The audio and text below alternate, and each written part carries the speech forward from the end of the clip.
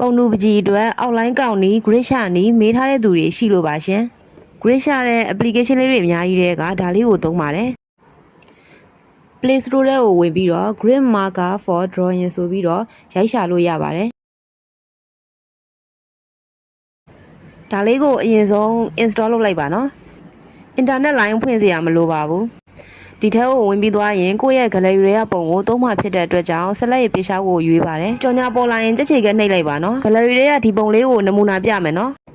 automatic grid ကိုသုံးလိုက်ပါတယ် row နဲ့ column ကိုကိုယ်စိတ်ကြိုက်ထားလို့ရပါတယ် row ကိုတစ်ဆက်ထားလိုက်လို့ရှိရင် column က6ဆိုပြီးတော့ auto ပြောင်းသွားပါတယ်ပုံမှာ grid တွေကများနေလို့နံပါတ်လေးထပ် short ကြည့်လိုက်မယ်နော် row ကို9ထားလိုက်မယ်ဆိုရင် column က4 auto ဖြစ်သွားပါတယ်ကိုစွဲမဲ့ပုံပေါ်မူတည်ပြီးတော့ grid အနေများကိုစိတ်ကြိုက်ထားလို့ရပါတယ်နော် auto grid ပဲဖြစ်ဖြစ် square grid ပဲဖြစ်ဖြစ် rectangular grid ပဲဖြစ်ဖြစ်လေကိုကြိုက်နေတဲ့ grid တွေကို grid ကိုယူပြီးတော့သုံးလို့ရပါတယ်နော် diagonal လေးတွေကိုဝင်ကြည့်လိုက်မယ်နော်ဒီမြင်းနှစ်ကြောင်းမှာအပေါ်ကမြင်းကအမဲရောင်လုံးလေးကိုဘယ်ကနေညာကိုရွှေ့လိုက်မယ်ဆိုရင် color လေးတွေပြောင်းသွားတယ်ပေါ့နော်အဲ့ color လေးတွေကကိုကြိုက်တဲ့အရာကိုသုံးပြီးတော့okay ကိုနှိပ်လိုက်ပြီးတော့ color လေးတွေလည်းယူသုံးလို့ရပါတယ် diagonal ကိုနှိပ်လိုက်ရင်ဒီလို grid ပုံစံလေးပေါ်ပါတယ်ဒီလို grid ကတော့ပုံတူမှာအသေးစိတ်ဆွဲဖို့အတွက်အထောက်အကူဖြစ်ပါတယ်ခုန automatic grid ထဲပြန်သွားပြီးတော့9ထားတဲ့အစား row ကို15ထားလိုက်မယ်ဆိုရင်ဒီလိုမျိုးမြင်းတွေစိတ်ကလေးတွေတွေ့ရပါတယ်ရှင်ဒီပုံလေးကတော့အသေးစိတ်ဆွဲဖို့မလိုတာမို့ဒီ9လေးပဲထားလိုက်မယ်နော်ကျူးတွေကိုအကုန်မသုံးပြပါဘူးရှင်သုံးပြတာလေးတွေပဲဒါပြောပြထားတာပါရှင်ခါလာထဲဝင်ပြီးတော့လည်းအရောင်လေးတွေပြောင်းလို့ရပါတယ်နော်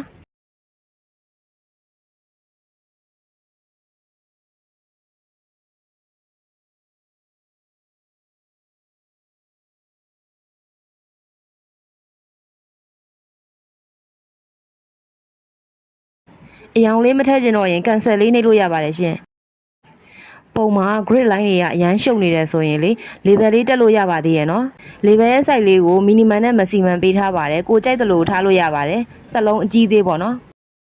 ပြီးရင် label နံပါတ်လေးတွေကိုဘယ်မှာထားလဲရတယ်ညာမှာကတ်ထားလဲရတယ်အပေါ်မှာအပေါ်ရွှေ့ထားလဲရတယ်အောက်ကိုထားလဲရတယ်ကြိုက်သလိုချိန်ညှိလို့လဲရပါတယ်ရှင်ပြီးရင် okay လေးနှိပ်လို့ရပါတယ်နော်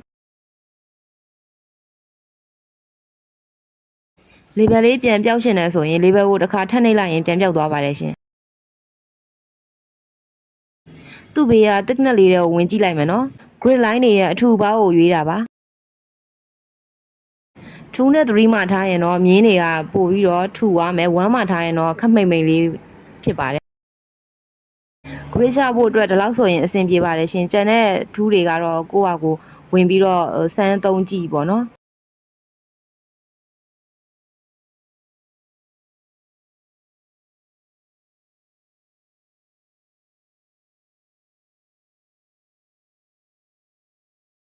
ပုံလေးကိုစေ့ကျင်တယ်ဆိုရင်တော့ညာဘက်အပေါ်ဆုံးကအဆက်ကလေး30ကိုဝင်လိုက်ပါရှင်အဲ့ဒီထဲမှာအပေါ်က save ဆိုတာလေးကိုနှိပ်လိုက်ပါဒါမျိုးလေးပေါ်လာရင်စေ့လိုက်လို့ရပါတယ်ကြော်ညာလေးပေါ်လာရင်ပိတ်လိုက်ပါနော်ပြီးရင် okay နှိပ်လိုက်ရင်ရပါပြီအဲဆိုရင်ကိုယ့်ရဲ့ gallery ထဲမှာ grid ချထားတဲ့ပုံလေးရပါပြီရှင်ပုံတူလေးကိုဆွဲလို့ရပါပြီအခုန automatic grid ထဲမှာရှိတဲ့ file ကအလျား9လက်မနဲ့အနံက4လက်မနော်စာအုပ်ထဲမှာ grid ချလို့ရှိရင်လက်မတွေနဲ့ပဲဆွဲတာအဆင်ပြေပါတယ်ရှင်ဒါကကိုသုံးနေတဲ့ကိုဆွဲနေတဲ့ပုံစံလေးကိုပြောပြတာပါเนาะလိုအပ်ချက်လေးတွေရှိခဲ့ရင်လည်းဝင်ပြီးတော့အကြံဉာဏ်လေးပေးခဲ့လို့ရပါတယ်ရှင်အဆုံးထိကြည့်ပေးရလဲကျေးဇူးပါမေးပေးတဲ့ညီမလေးတွေအကိုတို့လည်းကျေးဇူးတင်ပါတယ်ရှင်